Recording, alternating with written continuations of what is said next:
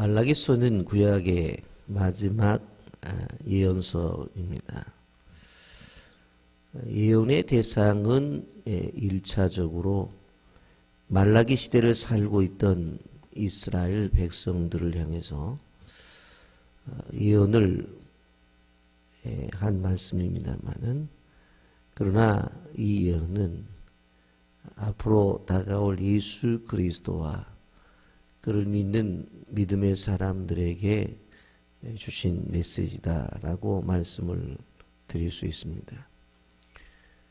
70년 동안 바벨론의 포로를 지내다가 되돌아온 그들의 목적은 성전을 재건하는 것이었습니다. 그들은 왜 그들이 포로로 잡혀갔는지를 아는 사람들이었습니다. 포로 이전기에 그들의 가장 잘못된 것들은 우상 숭배였습니다. 그래서 그들은 포로로 잡혀갔고 결국 되돌아오면서 절대적으로 우상 숭배는 하지 않겠다, 그런 생각을 하고 되돌아왔습니다. 그래서 되돌아와 성전을 건축하고 그들의 믿음의 생활을 하는 내용들을 보게 되어지면 우상을 숭배했다는 그런 얘기는 많이 나오지 않습니다. 그런데 문제는 외형적으로는 돌아와서 성전도 짓고 믿음의 생활을 하는 것 같았습니다만은, 그러나 그들의 신앙의 내적인 문제가 계속 있었던 것을 보게 됩니다. 우리가 지금까지 생각해 왔습니다마는 제사를 끊임없이 드림에도 불구하고 그들이 하나님이 받지 않으시는 제사를 계속 드렸던 것은 흠 없는 것들을 드려야 됨에도 불구하고 흠 있는 것들로 자기의 것을 드리지 아니하고 훔쳐서 갖다 드리면서 우리는 제사를 드린다고 이야기를 했습니다. 그리고 그들은 또 이방인과 결혼을 해서는 안 됨에도 불구하고 우상을 섬기는 이방인의 자녀들과 결혼을 했던 것입니다. 그리고 헌금 생활을 안 한 것이 아니라 했습니다마는 정직한 헌금 생활을 하지를 않았습니다. 그래서 하나님께서 너희들이 11조를 했다고 하지만 정확하게 정직하게 하지 않았기 때문에 너희는 도둑질을 한 거다, 그렇게 말씀했습니다. 그리고 우리가 그들의 언어 생활이 사람을 세우는 언어 생활이 아니라 사람들을 향해서 정말 그들의 마음을 아프게 하고 그들을 실족해 하는 언어의 생활이 있었다, 이러한 내용이 있었다고 하는 것을 우리가 말라기서 전체를 통해서 우리가 들었습니다. 그러니까 신앙생활이라고 하는 것은 어떤 외적으로 나타나는 것들도 있지만, 그러나 그 안에 중심에서 어떤 생각을 가지고 어떤 마음을 가지고 어떠한 태도로 신앙생활을 하느냐 하는 것이 무시하게 중요하다라고 오늘 성경을 통해서 볼 수가 있습니다. 여러분, 말라기서 4장을 우리가 보면서 중요하게 한 가지 생각해 볼 수 있는 부분은 여호와의 날이라고 하는 것입니다. 우리에게는 수많은 날들이 있습니다. 여러분, 하나님은 우리를 관리하실 때에 바로 시간이라고 하는 매듭을 통해서 우리를 관리를 하십니다. 그것이 무엇인가 하면 한 해 한 해 우리에게 연이라고 하는 바로 이것을 통해서 한 해가 지나가고 또 새해가 오고, 그것이 지나가면 또 새해가 오는 바로 이 한 해 한 해라고 하는 이 시간을 가지고 우리를 관리하십니다. 그래서 한 해가 지나가면 새해가 됐구나. 그런 생각을 합니다. 그러나 어제 뜨는 태양이 다르고 오늘 뜨는 태양이 다른 게 아니라 동일한 태양입니다. 그런데 우리의 마음이 어떻게 되어져요? 새롭게 시작하려고 하는 마음을 주시기 위해서 또 이렇게 한 해 한 해 주십니다. 그리고 또 하나 매월 올해 시간에 매듭을 주셨습니다. 지난달, 세 달. 그래서 지난달과 세 달을 비교하며 또 새롭게 시작하려고 하는 그러한 이러한 달의 시간에 매듭을 주셨습니다. 그리고 우리가 주일 예배를 드립니다마는 한 주 한 주라고 하는 시간에 매듭을 주셨고, 그리고 매일매일 하루하루라는, 어제는 힘들었지만 오늘은 새롭게 살아보자 하면서 아침에 일어나서 하루를 또 시작합니다. 이렇게 우리는 시공간을 초월하는 존재가 아니라 시공간 속에서 살아가는 존재로 우리를 만드셨는데, 그 속에서 여호와의 날이라고 말씀을 했습니다. 여러분, 그런데 이 여호와의 날을 이야기하게 되어질 때에 두 종류를 바로 분명히 이야기를 합니다. 말라기 4장 1절에 보면 만군의 여호와가 이르노라, 보라 용광로 불같은 날이 이르리니, 용광로 불같은 날이 있어요.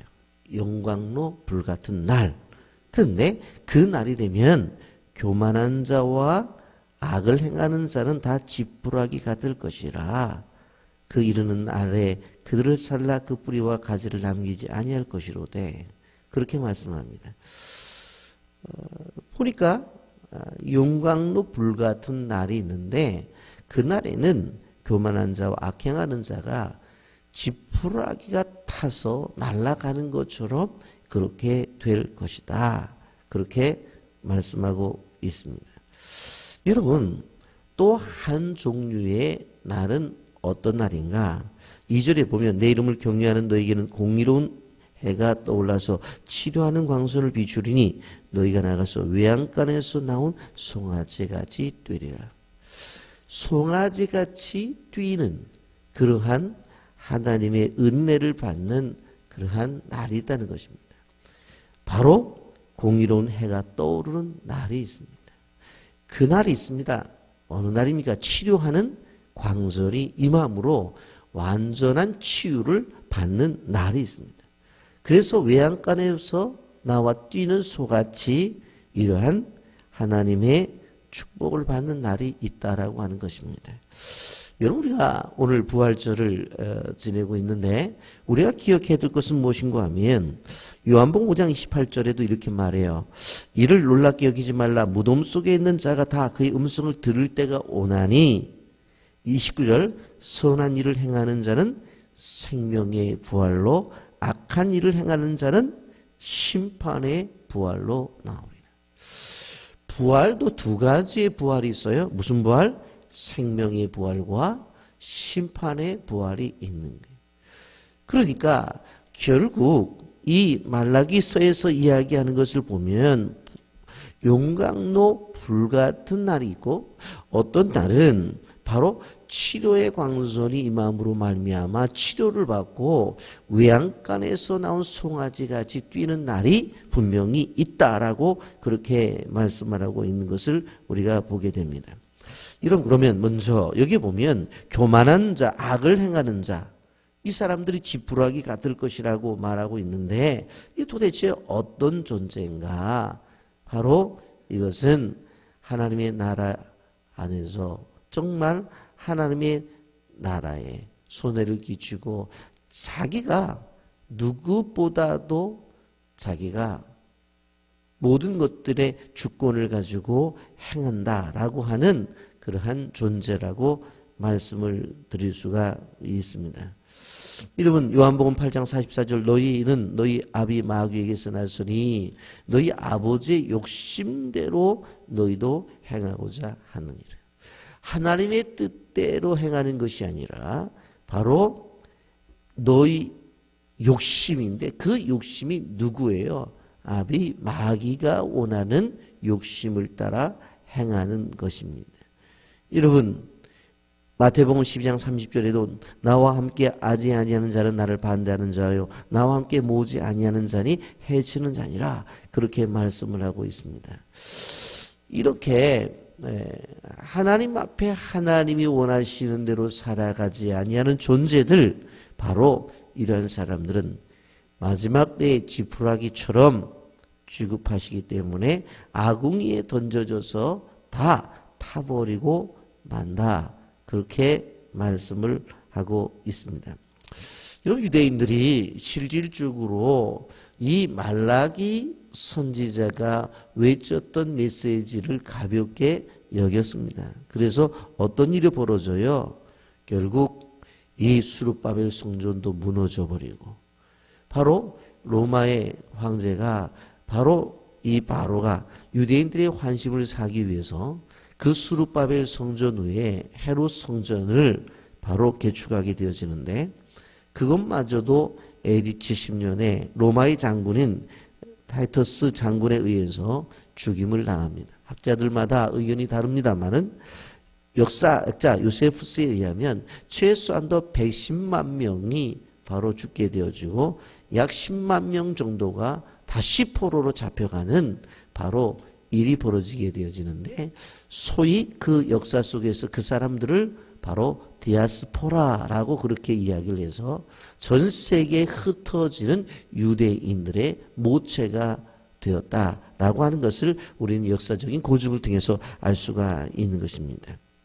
여러분 그런데 그 이스라엘 백성 중에 여호와 이름을 경외하는 사람들이 있었어요. 2절 말씀 내 이름을 경외하는 너희에게 공의로운 해가 떠올라서 치료하는 광선을 비추리니 너희가 나가서 외양간에서 나온 송아지같이 되리라. 저는 예전에 어렸을 때 시골에 살아서 송아지가 나는 거 봤어요. 숨을 죽이래요. 왜? 송아지가 나오니까. 소가 인기척이 있으면 자기 새끼를 낳는데요. 근데 송아지가 바로 나온 다음에 어떻게 하나 제가 보고 싶어가지고 그 창호지에다가 침 발라서 구멍을 내고 이렇게 봤는데 송아지를 낳는 건 못 봤는데 송아지가 나와서 우리 집 앞마당에서 뛰는 건 봤어요. 사람은요 낳자마자 뛰는 아이 못 봤어요. 그런데 송아지는 낳자마자 다 뜁니다. 그걸 보면서 야 신기하다 생각했는데 성경에 보니까 그 얘기가 나와요. 보면 송아지같이 뛴다고 그랬어요. 여러분 사실 여기에서 의로운 해가 떠오른다라고 하는 의로운 해는 누구냐? 예수 그리스도를 이야기합니다. 그분은 치료의 광선을 바란다라고 말씀을 하고 있습니다. 여러분 이 치료의 광선은 무슨 광선일까요? 구원의 광선입니다. 바로 여호와의 날이라고 하는 것은 바로 이렇게 의인들이 함께하는 날이 있다라고 하는 것을 보게 되어집니다. 그래서 여기 말라기 4장 3절에 이렇게 말을 합니다. 또 너희가 악인을 밟을 것이니 그들이 내가 정한 날에 너희 발바닥 밑에 재와 같으리라 만군의 여호와의 말이니라 그랬습니다. 여러분 분명코 이렇게 우리의 인생의 삶 속에서 의로운 해가 떠오르고 그 일로 인해서 치료하는 광선을 바람으로 우리가 외양간에서 나온 송아지같이 뛰는 날이 있다라고 하는 것을 우리가 기억하면서 그 날이 뭐예요? 오늘 이 부활의 날. 그리고 그 날이 우리의 인생에서 다시 회복이 되어지는 날이다라고 하는 것들을 여러분들이 기억하시기를 바랍니다. 여러분 이렇게 여호와의 날을 이야기하면서 두 명의 사람들을 오늘 본문에서 이야기하고 있는 것을 보게 됩니다. 말라기 4장 4절에 보면 너희는 내가 호렙에서 온 이스라엘을 위하여 내 종 모세에게 명령한 법 곧 율례와 법도를 기억하라 그렇게 말씀하죠. 여기에 보면 누가 나와요? 모세라는 인물이 나오는 것을 보게 됩니다. 여러분 모세 하면 뭐예요? 여기 바로 나오는 것처럼 모세에게 명한 법 곧 율례와 법도 그랬어요. 여러분 이 하나님께서 왜 모세를 통해서 우리에게 율법을 주셨는가? 여러분, 이 율법을 주신 이유가 무엇인가 하면 죄를 깨닫게 하기 위해서 주신 것입니다. 로마서 3장 20절 그러므로 율법의 행위로 그의 앞에 의롭다 하심을 얻을 육체가 없나니 율법으로는 죄를 깨달습니다. 죄를 깨닫기 위해서. 바로 이 율법은 우리 자신을 바라보는 거울이라고 볼 수가 있어요. 그래서 이것을 보고 이게 잘못되었구나. 그러면 이 율법을 통해서 내가 죄를 깨달았다는 것은 무엇을 이야기하는 거예요? 이 죄의 문제를 어떻게 해결해야 되지? 생각을 하게 되어지고 내가 죄인이라면 죄의 문제를 해결해야 되는데 그래야지 구원을 얻는데 그러면 어떻게 해야 되지? 그러면 구존자 예수 그리스도가 필요하지. 그래서 예수를 믿게 하는 것이 율법의 통로예요. 여러분, 많은 사람들이 생각할 때 율법, 그 율법이 우리를 향해서 너 죄인이야 그러고 만다고 생각하는데 그것이 아니라 바로 모세 율법이 가지고 있는 참된 기능은 우리 자신이 율법에 의해서 우리 자신이 얼마나 잘못된 죄인인 것을 깨닫게 하고 더 나가서 그렇다고 한다면 이 죄의 문제를 내가 해결할 수 없으니까 결국 어떻게 되어지는 거예요? 구세주가 필요한, 구원주가 필요해. 그게 누구냐? 예수 그리스도다. 내가 그분을 믿어야 구원을 얻겠구나라고 하는 데까지 가는 것이 율법이 가지고 있는 참된 기능이라고 하는 것을 우리는 알아야 됩니다. 그 다음 말라기 4장 5절에 엘리야가 나옵니다. 보라, 여호와의 크고 두려운 날이 이르기 전에 내가 선지자 엘리야를 너에게 보내리니 그랬어요. 두려운 날, 두려운 날. 그 두려운 날이 오기 전에 여기에 보면 선지자 엘리야를 보내겠다. 여러분, 이 선지자 엘리야는 누구를 상징하는 것이냐? 세례 요한을 상징하는 것입니다. 여러분, 성경에서 분명히 이것을 이야기하고 있어요. 마태복음 11장 14절에 이렇게 말해요. 만일 너희가 즐겨 받을 진제 오리라 한 엘리야가 곧 이 사람이라. 오리라 한 엘리야. 구약 성경에서 분명코 말라기 4장 5절에서 내가 선지자 엘리야를 너에게 보내리니. 이미 엘리야는 사역을 하다가 하나님의 부르심을 갖고 하나님 품에 가신 분이에요. 그런데 엘리야를 보내겠다고 그랬어요. 도대체 엘리야가 도대체 누군가? 보세요. 마태복음 11장 14절에 분명히 얘기했잖아요. 만일 너희가 즐겨받을진대 오리라 한 엘리야가 곧 이 사람이다. 예수님이 누구를 상징하는 거예요? 세례 요한을 보고 그렇게 말하는 거예요. 여러분, 이 세례 요한의 사명은 우리가 잘 아는 대로 예수님의 오심을 준비하는 사람이었어요. 마태복음 3장 3절에 이렇게 말하죠. 그런 선지자 이사야를 통하여 말씀하신 자라. 일렀을 때 광야에 외치는 자의 소리가 있어 이르되 너희는 주의 길을 준비하라. 그가 오실 길을 곧게 하라 그랬어요. 여러분, 말라기 선지자가 외쳤던 구약 마무리, 그것은 400년 후에 신약 시대를 예비하고 있는 건데 그 예언 속에서 누구를 예언하고 있어요? 예수 그리스도를 예언하고 있다라고 하는 것입니다. 여러분, 그렇다고 한다면 말라기서가 가지고 있는, 그러면서 이 말씀 우리에게 주신 이유가 도대체 무엇인가라고 하는 것입니다. 여러분, 미국의 프랜차이즈 식당인 가운데 직발레 식당이라고 하는 식당이 있습니다. 이 주인은 철저하게 주일날 문을 열지 않습니다. 다른 식당들은 주말에 모든 이윤이 창출이 된다고 해서 바로 주일날 문을 열고, 믿음이 좋다고 하는 분들도 오전에 문을 열고 오후에 또 일을 하고 오전에 교회 갔다가 오후에 일을 하고 그러는데, 이분은 43년 동안 꾸준히 바로 그렇게 해요. 그런데 이 식당의 체인점을 내기 위해서 무려 10대 1의 경쟁력을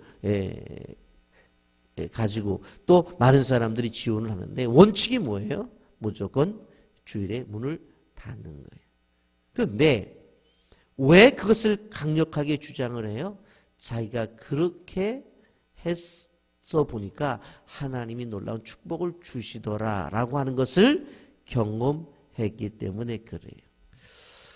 이런 말라기 선지서를 우리가 보면서 왜 신앙의 사람들이 그것을 지키지 못했는가? 성전을 다 짓고도 왜 지키지 못했는가? 그들에게 바로 살아있는 신앙이 없었기 때문에 그래요.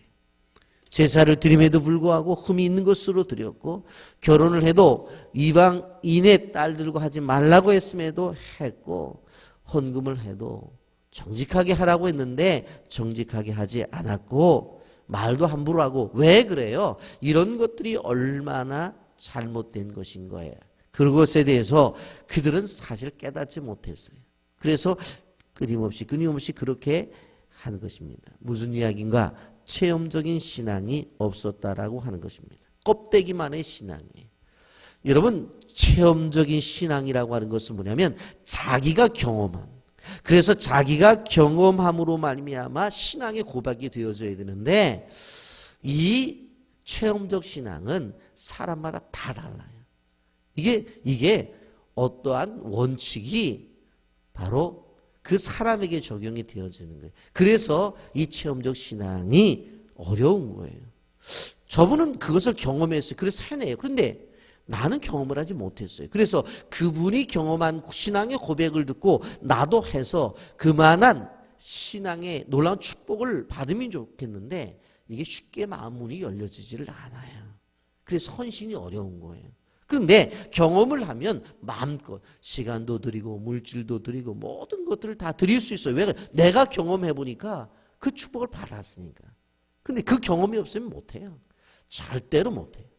그것은 시간을 드리는 것도 못하고 물질을 드리는 것도 못하고 자신의 인생 속에서 무엇을 드리고 하는 것들을 하지를 못해요. 그래서 말라기 서속에서 지속적으로 얘기하는 것들이 무엇입니까? 바로 이스라엘 민족의 그 삶을 이야기하고 있는 것을 보게 되어집니다. 오늘 우리는 부활주일 새벽에 이렇게 모여서 하나님 앞에 예배를 드리고 있습니다.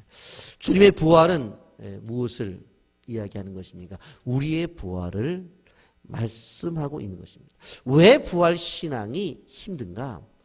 우리 가운데서 누가 죽었다가 하나님 나라 갔다가 와가지고 죽었다가 나는 살아나서 하나님 나라 갔다 왔더니 이렇더라 라고 그렇게 이야기를 해주면은 참 좋을 거예요. 그리고 우리도 야, 너 한번 죽었다가 살아나. 너 그렇게 신앙생활하는 거 아니야. 하나님이 기회를 주셔가지고 어느 날 죽었어요. 그러다가 하나님 나라 갔다가 똑바로 살래? 똑바로 하자. 아유, 똑바로 살겠습니다. 다시 세상에 나가서 남은 인생 살고 와라. 뭐 그렇게만 해주면 얼마나 좋겠어요. 그러면요, 믿음 생활 잘들 할 거예요. 한 번씩 죽었다가 살려놓으면. 근데 그렇진 않아요.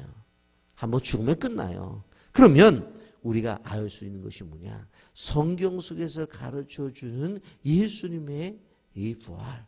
이거를 말씀으로 받고 믿음으로 받고 우리가 오늘을 부활신앙을 가지고 살아가는 거예요. 그래서 우리가 기억해야 될 것이 뭐냐면, 그래도 이 봄 계절에 이 죽었던 나뭇가지 같은 그 나뭇가지에 새순이 돋아 나는 것을 바라보면서 우리는 생각을 해보는 거예요. 죽은 것 같은 나뭇가지에도 새싹이 돋아 나는구나 라고 생각을 하면서 우리가 이 부활주의를 지내게 되는 것입니다. 꼭 기억하셔서 다시 사신 예수를 우리가 바라보면서 우리의 인생에 부활신앙을 가지는 주의 축복이 있기를 예수님의 이름으로 축복합니다. 아멘.